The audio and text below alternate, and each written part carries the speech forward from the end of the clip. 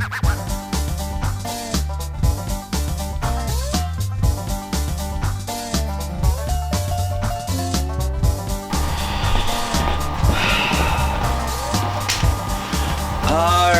that's it. You're live on Nomad Outdoors. So we're done. We're done with our coyote hunt. And it's been interesting. Yeah, it's been good. It's been a learning experience to say the least, I guess. They're sneaky. That's all I'm gonna say. They're sneaky. They're definitely sneaky, without a doubt. So we had to pick up a couple of things here that will definitely help. We got this Icotech, is that what it says? Yeah, Icotech. Icotech caller. Electronic game call, the GC300 Gen 2. So we got that thing because trying to do a mouth call, we don't know what we're doing yet, so we haven't even tried that. Then we have a Fox Pro electric call decoyer, so that when you're making the noise with that thing, this thing jiggles around and goes just like that. You know, I think we beat this to death though. We access to the back roads and the backwoods was absolutely insane. Trying to get past all the snow. I mean, there's what we went through that 3 feet of snow yesterday. Yeah, it had to be close. It was up to my knees. Crazy. Well, anyways, we'll talk more as we're talking along, but I figure we'd talk about guns. I'm pretty much using my Remington 870 slug gun, smooth bore barrel, shooting rifled slugs. Carried a couple of double-aught buck rounds with me just in case something came in close. That's what I was using. You know, as we go through the line here, for the people that are out there that are like, assault weapons. Well, you know what? We use them for hunting too. So what difference does it work, or what difference does it matter? So we'll have the old Jer Bear could tell you about his weapon of choice. So mine's a little more set up, but I just got the standard AR-15. You could get 5-round magazines, which you need for coyote hunting. And I set this up specifically to have kind of diversified ranges. I just have a simple Bushnell scope up to 9x zoom, sighted in for 100 yards. Then I have a Bushnell red dot for if it's up closer, like 50 yards. Then I have 45-degree angle red R for iron sights, and that's for anything that's like sub 10 yards. Didn't necessarily think I need the iron sights for this per se, but it's kind of something nice to have just in case. You never know. You start shooting at stuff, it starts running all willy-nilly, you never know where it's going to go. I was primarily using my scope because we don't want you on camera. Coyotes you're expecting to be further out at range, so I had my scope looking more at the 100-yard range, and 5.56 223 is a good fast traveling bullet because coyotes move quick and they're going to be on the move more than likely when you're shooting, so you want the bullet to get there as quick as possible. So that's why What brand is that? I have the DPMS Oracle for the AR-15, and then it's all Bushnell sights except for the irons. Yeah, similar to Jer, I brought my AR-15 up for this coyote hunting. Kind of similar points like he was talking about, 5-round mag. It's a nice quick caliber to get out there and reach out to them. Just basic iron sights on this one, so nothing too fancy here, but easy to carry, you know, good quick round. So it was easier with the nice sling too, going through the snow, that deep stuff. So little things like that make it a little bit easier. So What brand is yours? I kind of pieced it up. I kind of built it up kind of piece by piece. So BCM upper, Palmetto State lower with the lower parts kit. Most of the accessories here are on Magpul, for like the handguard, the grip, and the stock. And then I got a Troy Industries iron sight on top of that there, and a Troy Industries sling.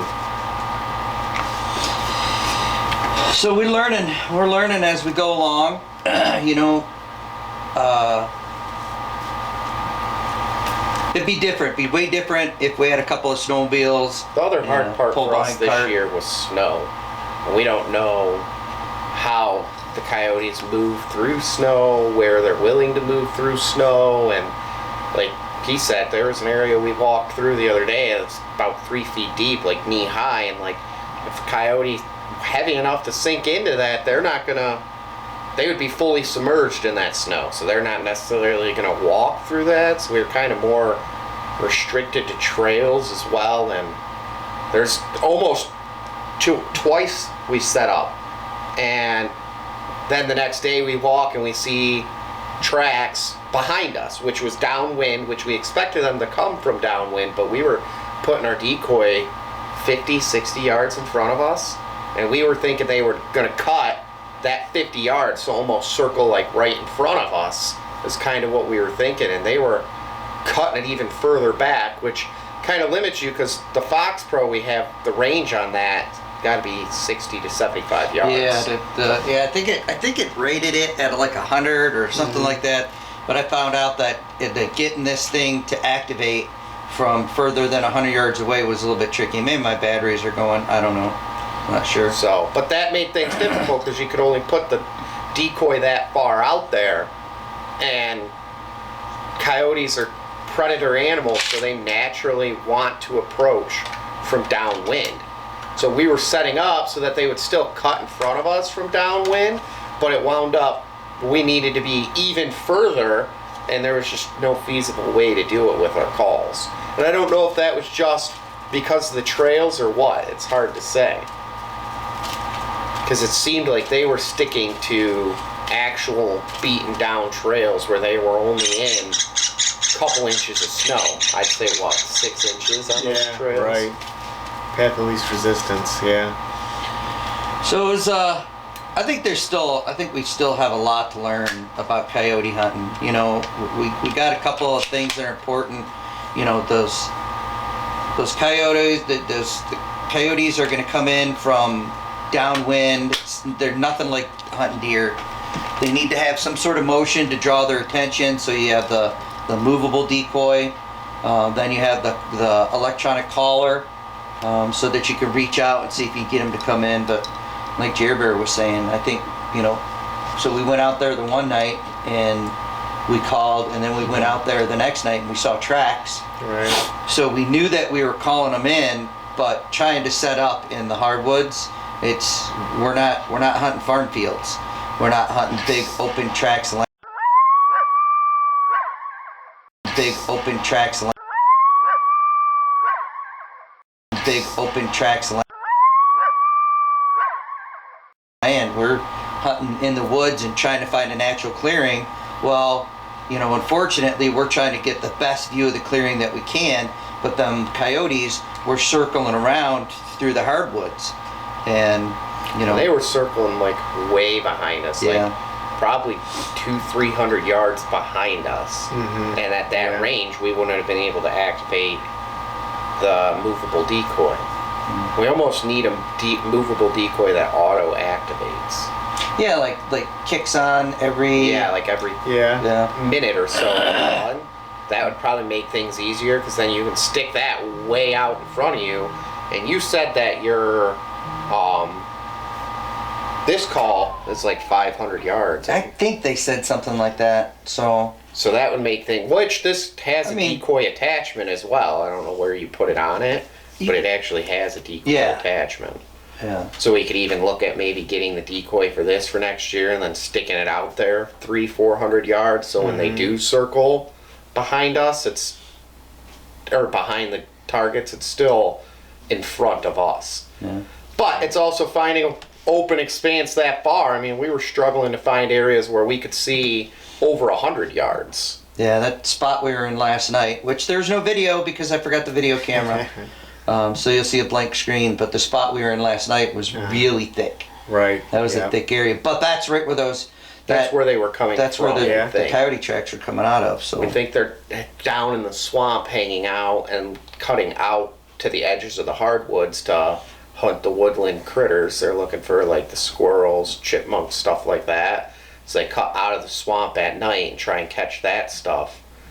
So we tried setting up where they would be coming out and then just calling with a woodpecker in distress. And I don't know if we didn't see them because they weren't there, or if they knew we were there so they wouldn't come.